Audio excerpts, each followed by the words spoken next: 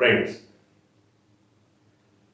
వారసత్వ రాజకీయాలకు సరైన చిరునామాగా కాంగ్రెస్ పార్టీని పేర్కొనవచ్చు. కాంగ్రెస్ పార్టీలో వారసత్వ రాజకీయాల రగడ ఎప్పుడూ ఎక్కడొక్కడ కొనసాగుతూనే ఉంటుంది, కనబడుతూనే ఉంటుంది. ముఖ్యంగా ఆంధ్రప్రదేశ్లో వారసత్వ రాజకీయ పోరు రచ్చకెక్కి కుటుంబ రాజకీయాలను వీధిన పడేసిన చరిత్ర గత కొద్ది కాలంగా మనం చూసాం. ఇవాళ తెలుగు ప్రజల హృదయాల్లో చెరగని ముద్ర వేసిన, చిరస్థాయిగా నిలిచిపోయిన రాజశేఖర రెడ్డి 75వ జయంతి సభ సందర్భంగా కూడా వారసత్వ రాజకీయాల ఉనికి, పోరాటం స్పష్టంగా కనపడ్డాయి. ముఖ్యంగా ఆంధ్రప్రదేశ్ చరిత్ర చూసినప్పుడు సంజీవ్ రెడ్డి కానీ, బ్రహ్మానంద రెడ్డి కానీ, సంజీవయ్య గారి తర్వాత వచ్చినటువంటి పివి నరసింహారావు కానీ, వెంగళరావు కానీ, చెన్నారెడ్డి కానీ, విజయభాస్కర్ రెడ్డి, పునం వెంకటరామరెడ్డి, ఇంట్లో పరంపరగా చూస్తే టీఎన్జయ, అనేక మంది ముఖ్యమంత్రులు వాళ్ళ పరిపాలనా కాలంలో తమదైన ముద్ర వేసిన మాట వాస్తవం. కానీ వారందరినీ కూడా ప్రజలు మర్చిపోయిన మాట కూడా వాస్తవం. ముఖ్యంగా ఎన్టీ రామారావు విషయంలో కూడా ఆయనకు పెద్ద కుటుంబం ఉంది, బలగం ఉంది, బంధుత్వం ఉంది. ఆయన్ని రాజకీయాల్లో నిలబెట్టిన ఆయన సామాజిక వర్గం ఉంది. అయినా కూడా ఆయన విషయంలో చరిత్రను చెరిపేసినటువంటి వ్యక్తి సాక్షాత్తు ఆయన అల్లుడే కావటం గమనార్హం. కానీ రాజకీయాల్లో చెరగని ముద్ర వేసిన రాజశేఖర రెడ్డిని మాత్రం ప్రజలు చిరంతరం గుర్తుంచుకునేలా చేసినటువంటి వ్యక్తి మాత్రం ఆయన కుమారుడు జగన్మోహన్ రెడ్డి. జగన్మోహన్ రెడ్డి రాజకీయాల్లోకి వచ్చిన తర్వాత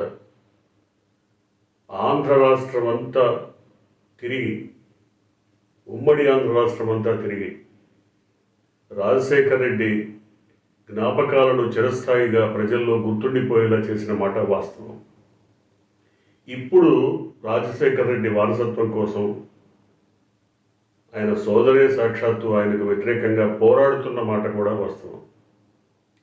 కానీ ప్రజల్లో రాజశేఖర రెడ్డిని నిలబెట్టిన జగన్మోహన్ రెడ్డి కంటే తనదైనటువంటి రాజకీయాలు చేయటం కోసం రాజశేఖర రెడ్డిని, జగన్మోహన్ రెడ్డిని ఇబ్బందులు పెట్టిన కాంగ్రెస్లో తన ఉనికిని చాటుకుంటున్నటువంటిది షర్మిల.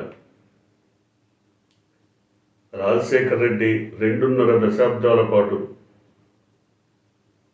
అంతర్గత పోరును, బహిర్గత పోరును ఒక్కడిగా ఎదుర్కొని నిలబడ్డ తర్వాతే ఆయన ముఖ్యమంత్రి కాగలిగారు. ముఖ్యమంత్రి అయిన తర్వాత తనదైన శైలిలో విలక్షణమైన పాలన అందించి ప్రజలకు దగ్గరై ప్రజల మనసుల్లో నిలిచిపోయారు. కానీ కాంగ్రెస్లోనే అంతర్గత పోరు ఆయన్ని ఎప్పటికప్పుడు పైకి వెళ్ళనీయకుండా, ఆయన ఉన్నత స్థాయికి ఎదగనీయకుండా దిగజార్చినటువంటి రాజకీయాలు, కుట్రలు, కుతంత్రాలు అనేకం ఉన్నాయి. వాటన్నిటినీ అధిగమించి ఆయన తనదైన శైలిలో ముందుకు సాగటానికి 2.5 దశాబ్దాలు పట్టింది. అయితే రాజశేఖర రెడ్డి విలక్షణమైన పాలన గురించి ఇప్పుడు ఎంతమంది ఎన్ని మాట్లాడుకున్నా ఆయన్ను ప్రజల్లో నిలబెట్టింది మాత్రం ఖచ్చితంగా జగన్మోహన్ రెడ్డి. జగన్మోహన్ రెడ్డి అధికారంలోకి వచ్చాక అధికారంలో వాటా కోసం, ఆస్తుల్లో వాటా కోసం పెనుగులాట జరిగిందా, ఎందుకు ఘర్షణ జరిగింది, ఏ రకమైనటువంటి అంశాలు తెర వెనక కొనసాగాయి అన్నది ఎక్కువ మందికి తెలియకపోయినా కొద్ది మందికి తెలిసి ఉండొచ్చు. కానీ సాక్షాత్తు కన్న తల్లి కూడా ఆయన పక్షాన నిలబడకుండా వ్యతిరేకించడం మాత్రం ఎవరు ఊహించనటువంటి అంశం. ఇవాళ పులివెందులలో రాజశేఖర రెడ్డి సమాధి వద్ద నివాళులు అర్పించడానికి జగన్మోహన్ రెడ్డి వచ్చినప్పుడు అంతకు ముందే అక్కడకు చేరుకున్న ఆయన తల్లి విజయలక్ష్మి కూడా ఎదురయ్యారు.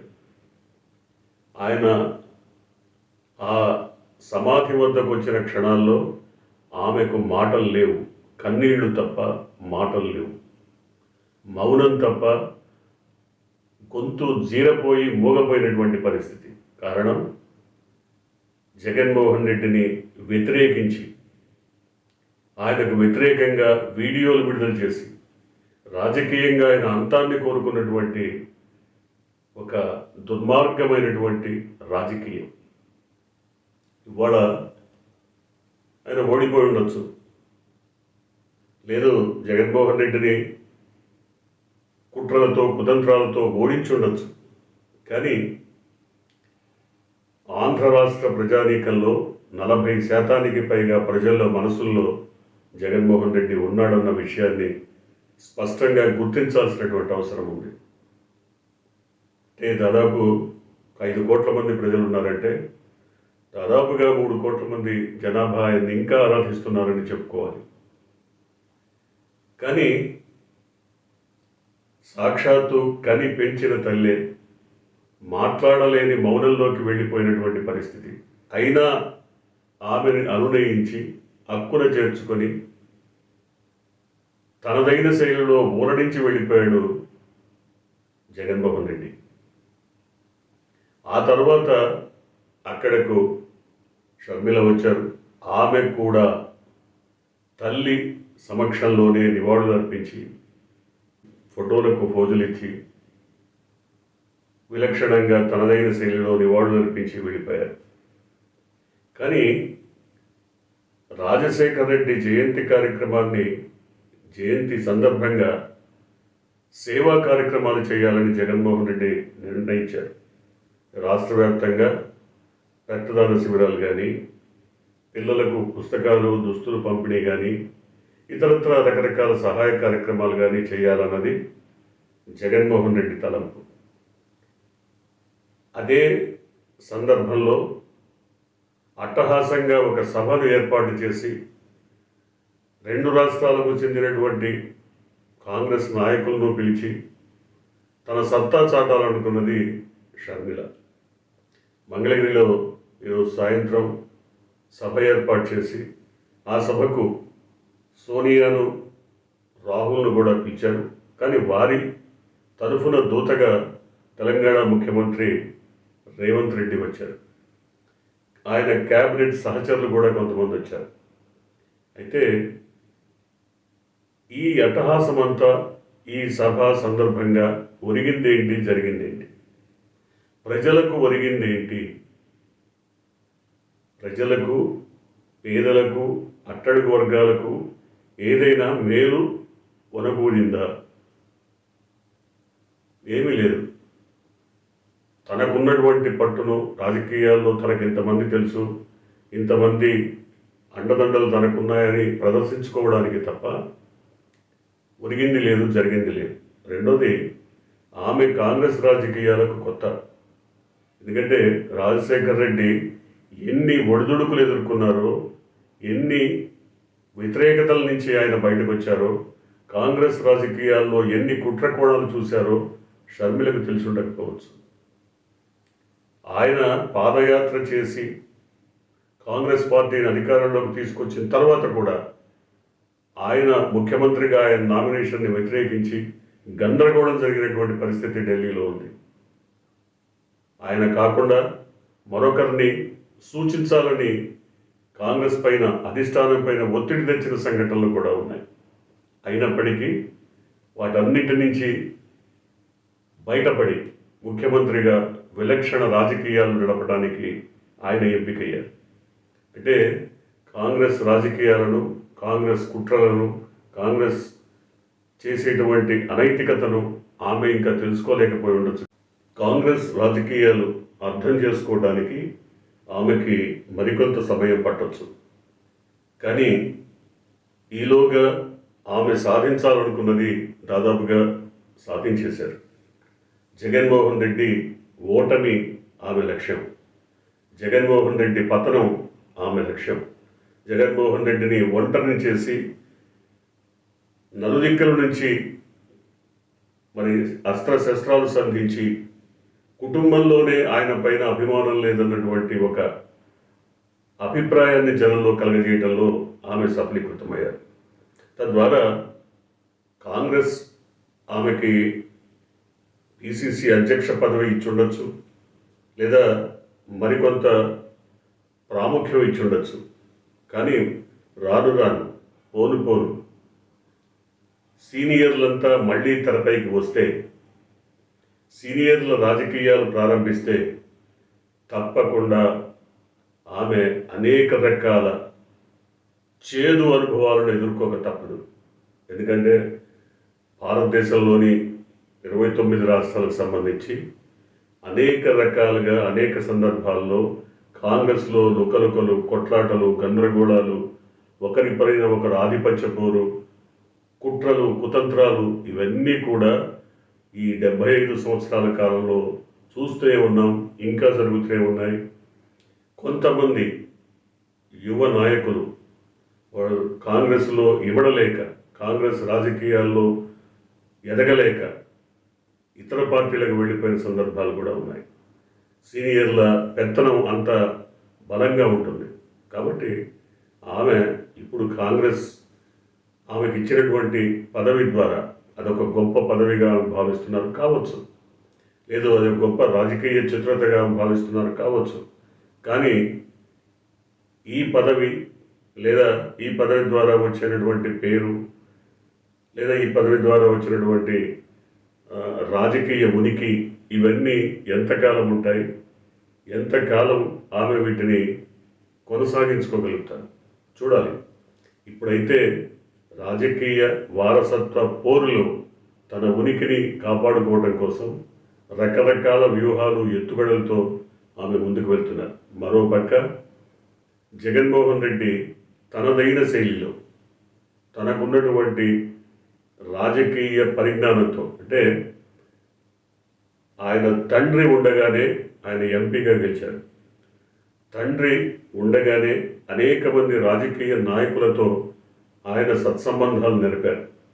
అనేక రాజకీయాల కుట్రకోణాలు ఆయన చూశారు. కాబట్టి ఇప్పుడు ఆయన ఒంటరిగానే పోరాడుతున్నారు. ఇప్పుడు కూటమి ప్రభుత్వం అధికారంలోకి వచ్చిందంటే చంద్రబాబు ఒంటరిగా నెగ్గుకొచ్చినటువంటి పరిస్థితి కాదు. ఆయన కూటమి గట్టి, కూటమితో పాటు గెలిచినటువంటి గెలుపిది, విజయం ఇది. కానీ ఒంటరిగా, ఒక్కడిగా జగన్మోహన్ రెడ్డి 40% ఓట్లు సాధించి తనకదైన శైలిలో ప్రజల్లో ముద్ర వేసుకోగలిగారు. చూడాలి, కాంగ్రెస్ రాజకీయాలు, కాంగ్రెస్ ఎత్తుగడలు, వ్యూహాలు ఇవన్నీ వంటబట్టించుకోవడానికి దాదాపుగా 2 దశాబ్దాల కాలం పడుతుంది. అప్పటిదాకా నిబ్బరంగా, నిశ్చలంగా షర్మిల తన రాజకీయాలను కొనసాగిస్తారేమో చూడాలి. ఎందుకంటే చాలామంది చెప్తుండొచ్చు, ఇవాళ ఆమె ఏర్పాటు చేసిన సభలో అనేక మంది ఆకాంక్షించారు 2029లో ఆమె ముఖ్యమంత్రి కావడం ఖాయమని కూడా కొంతమంది మాట్లాడారు. కావచ్చు, ఒకవేళ ప్రజాభిమానం ఉండి ప్రజల్లో ఆ రకమైనటువంటి ఆసక్తి పెళ్ళుబుకితే ముఖ్యమంత్రి కావచ్చు. కానీ కాంగ్రెస్ ఉనికి మాత్రం ఆంధ్రప్రదేశ్లో ఎప్పటికీ మళ్ళీ చిగురు దొడిగి మొక్కై అది వృక్షంగా మారే అవకాశం కనబట్టలేదు. ఎందుకంటే ఆంధ్ర రాష్ట్రానికి కాంగ్రెస్ తీరని ద్రోహం చేసిందన్న అభిప్రాయం ప్రతి ఒక్కరిలో నాటుకుపోయి ఉంది. దాన్ని మరి కూకటి వేళతో పెకలించి వేసి తనదైన ముద్రలో మరి షర్మిల ముందుకు సాగుతారేమో చూడాలి. జగన్మోహన్ రెడ్డి మాత్రం సైలెంట్గానే, నిశ్శబ్దంగానే హడావుడి లేకుండా తనదైన శైలిలో రాజకీయాలు చేస్తూ ముందుకు సాగుతున్నారు. ఇద్దరిలో ఈ వారసత్వ పోరులో మరిన్ని విచిత్రాలు, మరిన్ని ఆ, వ్యతిరేక పోకడలు మునుముందు చూడాల్సి వస్తుందని కొంతమంది వ్యాఖ్యానిస్తున్నారు. తెలుగుదేశం, బీజేపీ లేదా జనసేన లాంటివి ఈ వారసత్వ పోరుని చూస్తే వినోదిస్తున్న సందర్భం కూడా వాళ్ళు వినోదిస్తారు. అవసరమైతే షర్మిలను తమ వైపు తిప్పుకొని జగన్మోహన్ వైపు ఒక శరాస్త్రంగా ఎక్కువ పెట్టారు కూడా. ఇప్పటికే జరిగింది, ఇక ముందు కూడా అదే జరగబోతోంది. ఆమె వారి చేతుల్లో ఒక రాజకీయ పావుగా మరి ఎంతకాలం ఉంటారో, ఎంతకాలం ఉపయోగపడతారో చూడాలి. ఏం జరుగుతుందో తెర మీద.